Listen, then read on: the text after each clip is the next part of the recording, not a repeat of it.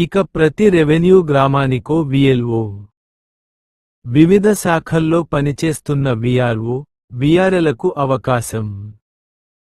ఆసక్తి ఉన్న వారి నుంచి 28 లోపు దరఖాస్తుల స్వీకరణ.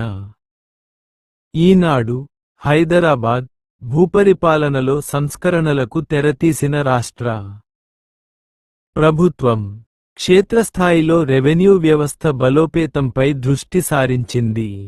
అందులో భాగంగా గ్రామస్థాయి అధికారుల సిఎల్ఓ ను నియమించేందుకు ఆదేశాలిచ్చింది.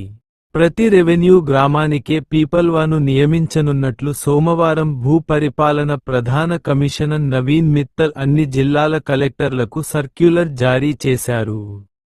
గత ప్రభుత్వం వివిధ శాఖల్లోకి బదలాయించిన వీజర్స్తో వీకెరెలకు విఎల్ఓలుగా అవకాశం ఇవ్వనుంది. ఈ మేరకు వారిలో ఆసక్తి ఉన్న వారి నుంచి దరఖాస్తులను స్వీకరించి అర్హులను గుర్తించాక రెవెన్యూ శాఖలోకి తీసుకోవాలని నిర్ణయించింది.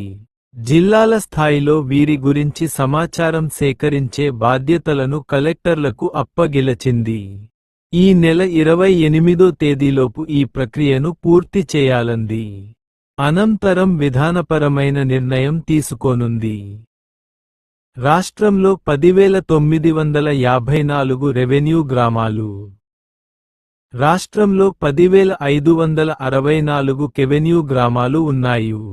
మొత్తం 7,165 పిఆర్ఓ పోస్టులకు 5,195 మంది, 25,150 విఆర్ పోస్టులకు 2,025 మంది పని చేసేవారు.